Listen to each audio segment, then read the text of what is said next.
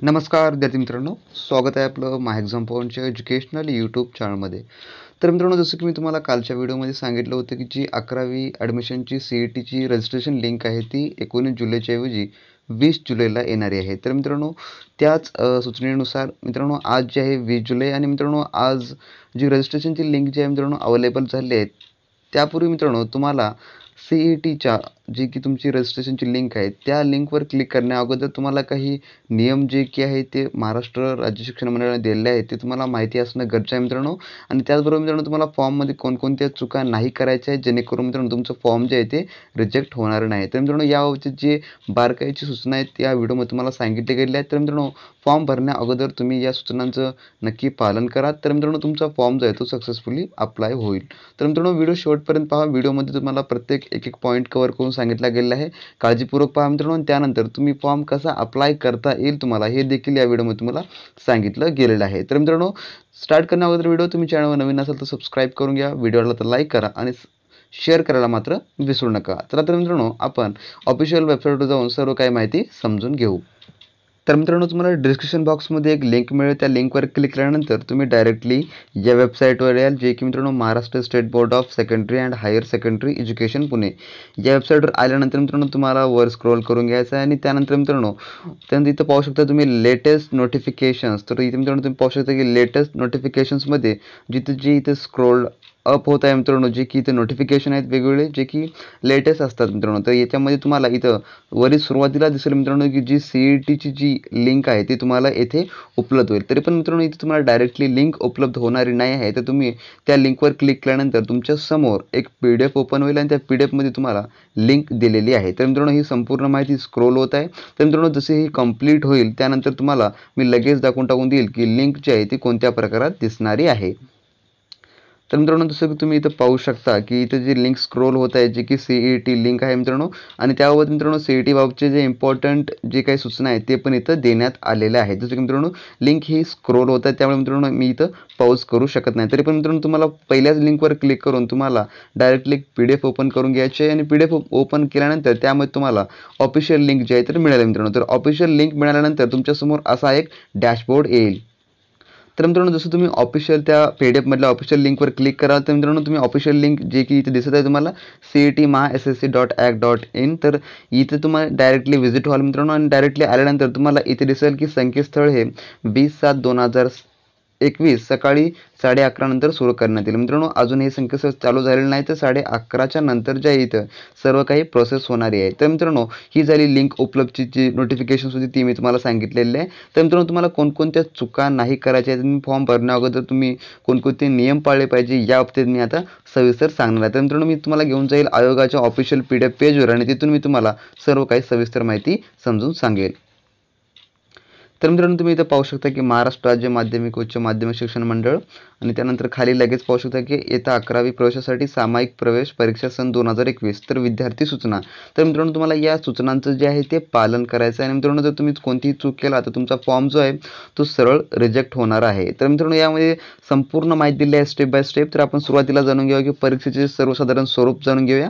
तर याच्यामध्ये मित्रांनो इयत्ता 11वी प्रवेशासाठी येणारी जी सामायिक प्रवेश परीक्षा तुमची CET तर त्यामध्ये मित्रांनो जे आता राज्य मंडळ पुन्हा CBSE ICSE या तिन्ही गटासाठी CET एक्झाम घेण्यात येणारी आहे.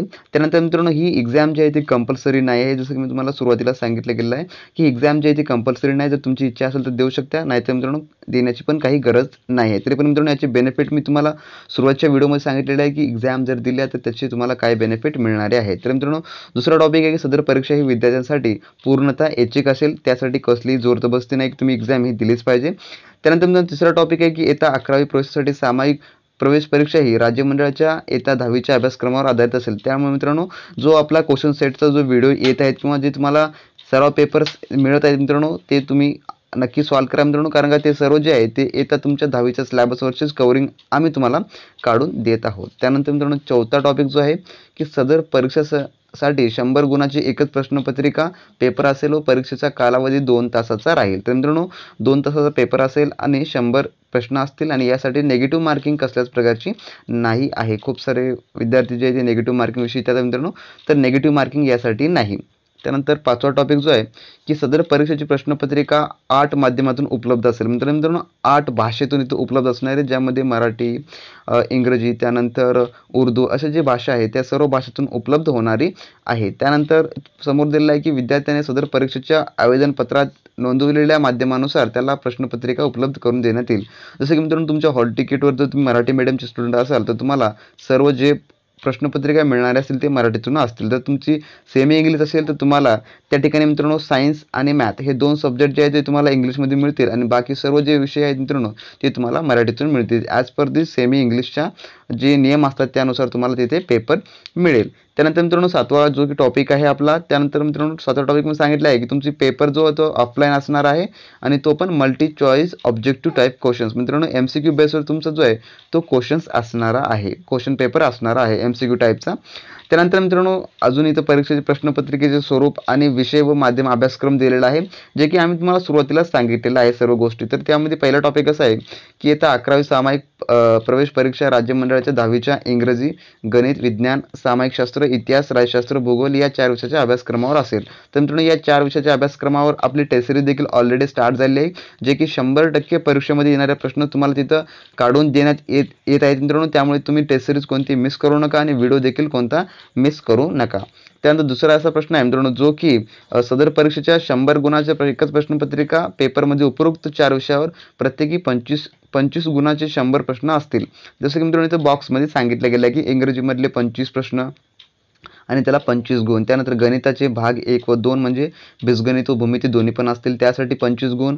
विज्ञान आणि तंत्रज्ञानाचे भाग 1 व 2 आणि त्यासाठी 25 गुण. तर सामाजिक शास्त्र म्हणजे मित्रांनो इतिहास, राज्यशास्त्र व भूगोल यासाठी 25 गुण. असे एकूण 4ही सब्जेक्ट मिळून जे की तुमचा 100 गुणांचा पेपर होणार आहे. तर मित्रांनो इथं 8 भाषा मी तुम्हाला जे सुरुवातीला वर सांगितलं होतं त्या 8 भाषेमध्ये इंग्रजी, मराठी, गुजराती, कन्नड, उर्दू, सिंधी, तेलुगू आणि हिंदी या जे भाषा आहेत ते येणारे आहेत. तर तुम्ही या भाषेपैकी कोणत्याही जो तुमच्या हॉल तिकीटवर मेन्शन केलेली लँग्वेज असेल त्यामधून तुम्हाला पेपर देता येईल. तर मित्रांनो त्यानंतर असं आहे की सेमी इंग्रजी माध्यमाची निवड केलेल्या विद्यार्थ्यांना पुरवण्यात येणाऱ्या प्रश्नपत्रिकेमध्ये इंग्रजी, गणित व विज्ञान विषयाचे प्रश्न इंग्रजी माध्यमातून आणि सामाजिक शास्त्र, इतिहास जे की इतिहास, राज्यशास्त्र, भूगोल या विषयाचे प्रश्न विद्यार्थ्यांनी आवेदनात नमूद केलेल्या माध्यमातूनच उपलब्ध असतील. तर मित्रांनो जसं की मी तुम्हाला सुरुवातीला सांगितलं आहे की सेमी इंग्लिशच्या विद्यार्थ्यांना हे 2 विषय जे आहेत जसं की इंग्लिशच असतं.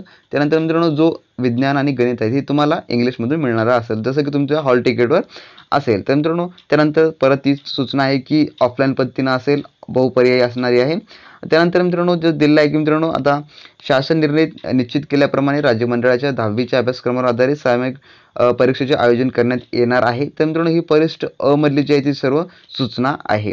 त्यानंतर मित्रांनो आवेदनपत्र सादर करणे म्हणजे आवेदनपत्र म्हणजे मित्रांनो तुमचं हॉल तिकीट. तर मित्रांनो इथे दिलेलं आहे की येत्या 11वी सामायिक प्रवेश परीक्षा ही वैकल्पिक ऐच्छिक स्वरूपाची असल्याने या परीक्षेत प्रविष्ट होऊ इच्छिणाऱ्या विद्यार्थ्याने परीक्षेसाठी स्वतंत्र आवेदनपत्र भरणं आवश्यक आहे. जसं की मित्रांनो तुम्हाला ह्या CET एक्झाम देखीलसाठी तुमचं हॉल तिकीट येणार आहे आणि हॉल तिकीट हे तुम्हाला ऑनलाईनच डाउनलोड करून मिळेल. तर मित्रांनो CETसाठी असं समजू नका की तुमच्याकडे आता ह्या SSC बोर्डाचं जर तुमच्याकडे हॉल तिकीट असेल त्यावरच काम भागेल, तसं नाही मित्रांनो. तर तुम्हाला CETचा आहे स्पेशल एक हॉल तिकीट मिळेल, जेणेकरून तुमच्या सेंटरवर जो की तुमचा आजूबाजूचा सेंटर देण्यात येईल तुम्हाला त्या सेंटरवर घेऊन जाणं कंपल्सरी असेल. आणि त्यात एक महत्त्वाचा मुद्दा मित्रांनो, आणि हा जो पेपर आहे तो 21 ऑगस्ट या दिवशी असणार आहे आणि हा एका दिवसातच संपूर्ण कंप्लीट केला जाईल.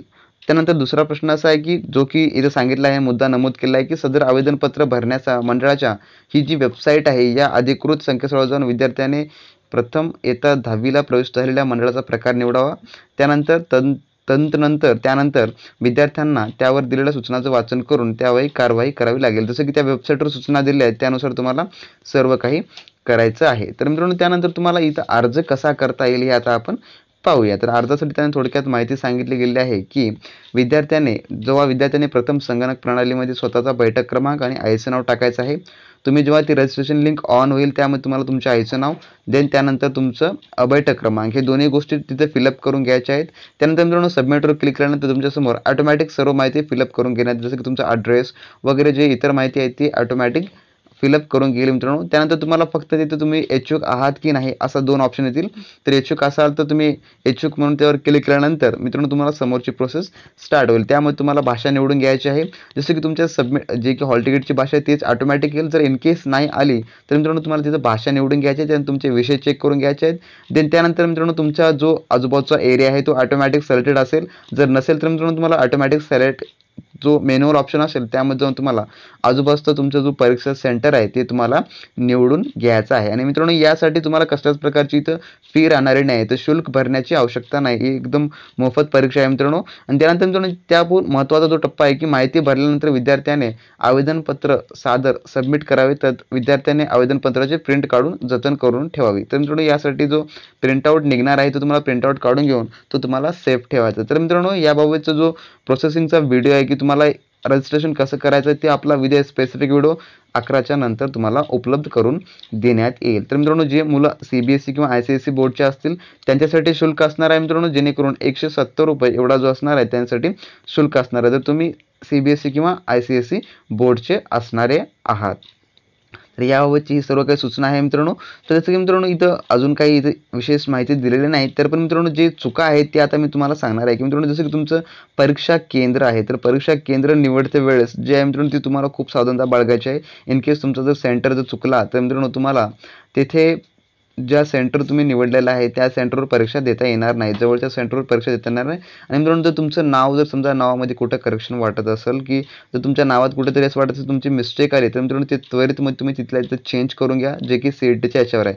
नाहीतर मित्रांनो जर तुमचा CETच्या जो की तुमचा हॉल तिकीट असेल येणारा त्यावर वेगळा आणि तुमच्या समजा मेन याच्यावर जर वेगळा असेल तर मित्रांनो तुमचं 11th जे ॲडमिशन होणार आहे तो रिजेक्ट होण्याचे चान्सेस आहेत मित्रांनो. त्यामुळे तुम्ही फक्त जो तुमचं नाव वगैरे आहे तो व्यवस्थित चेक करून घ्या. देन त्यानंतर तुमचा ॲड्रेस वगैरे चेक करून घ्या.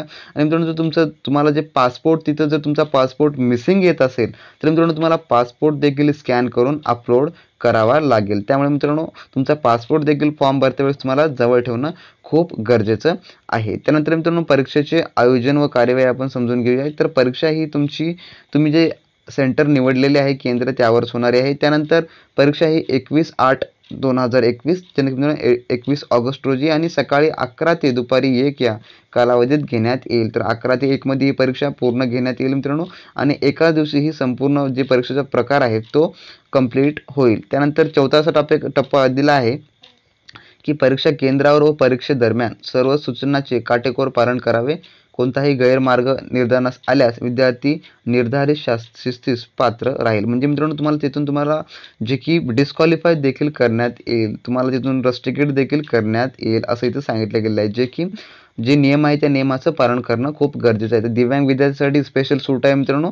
त्यानंतर उत्तरपत्रिकेची उत्तराची नोंद करणे कार्यपद्धती. तर मित्रांनो इथं OMR सीट तुम्हाला मिळणारी आहे. जसं की ABCD असतील, जसं की मल्टिपल चॉईस म्हटलं मित्रांनो ABCD 4 ऑप्शन असतील त्यामधून तुम्हाला निवडून योग्य उत्तर ते निवडायचं आहे. तर मित्रांनो अशा बाबतचे जे सूचना आहेत जे याच्यामध्ये दिलेल्या आहेत तर मित्रांनो तुम्ही एक वेळेस ही नोटिफिकेशन डाउनलोड करून घ्या आणि यामध्ये जे माहिती दिली आहे तुम्ही देखील एक वेळेस सविस्तर वाचून घ्या, जेणेकरून मित्रांनो ही संपूर्ण माहिती तुम्हाला समजेल. तर निकाल जो की शेवटचा आणि इम्पॉर्टंट टप्पा आहे की निकाल जाहीर करणे व गुणपत्रक. तर मित्रांनो अंतिम उत्तराची सूची जाहीर केल्यानंतर निकालाबाबत मंडळ स्तरावरील कार्यवाही पूर्ण करण्यात येईल. त्यानंतर मंडळाने निश्चित केलेल्या तारखेस निकाल जाहीर करून ऑनलाईन गुणपत्रक देण्यात येईल. तर याचं जे तुम्हाला मार्कशीट आहे ते तुम्हाला ऑनलाईन मिळणार आहे. तर याबाबतचा तुमचा जो प्रश्न आहे तो सॉल्व्ह झालेला आहे. तर मित्रांनो याबाबत काही दिलं नाही. बाकी सर्व काही जो सिलेबस आहे तुमच्या परीक्षेचा तो देखील इथं दिलेला आहे. जसं की इंग्लिशचा सिलेबस काय असणार आहे, त्यानंतर विज्ञानचा सिलेबस काय असणार आहे, पुन्हा समाजशास्त्राचा सिलेबस काय असणार आहे, हे सर्व गोष्टी इथे दिलेल्या आहेत. गणिताचा सिलेबस काय असणार आहे, तर यामधलंच तुम्हाला जे आहे ते सामायिक प्रवेश परीक्षा म्हणजे CET मध्ये तुम्हाला क्वेश्चन्स येणारे आहेत. त्यामुळे मित्रांनो हे जो सिलेबस आहे तो ऑलरेडी आम्ही यावर तुम्हाला क्वेश्चन्स देत आहोत आपल्या चॅनलवर आणि 100% शुअर मित्रांनो हे तुम्हाला परीक्षेमध्ये येतीलच. कारण का मित्रांनो सर्व काही पुस्तकांमधले इम्पॉर्टंट क्वेश्चन आहेत ते आम्ही तुम्हाला देत आहोत. त्याचबरोबर मित्रांनो तुम्हाला फ्री जे आहे टेस्ट सिरीज देत आहोत, जेणेकरून तुम्हाला CET मध्ये कमी मार्क नाही पडले पाहिजे. त्यामुळे मित्रांनो तुम्हाला चॅनलला सबस्क्राईब करून घ्यायचं आहे व्हिडिओ अपडेटसाठी आणि आपला टेलिग्राम ग्रुप जो आहे ते तुम्हाला जॉईन करून घ्यायचा आहे. तर टेलिग्राम ग्रुपची लिंक देखील तुम्हाला खाली डिस्क्रिप्शन बॉक्समध्ये मिळेल.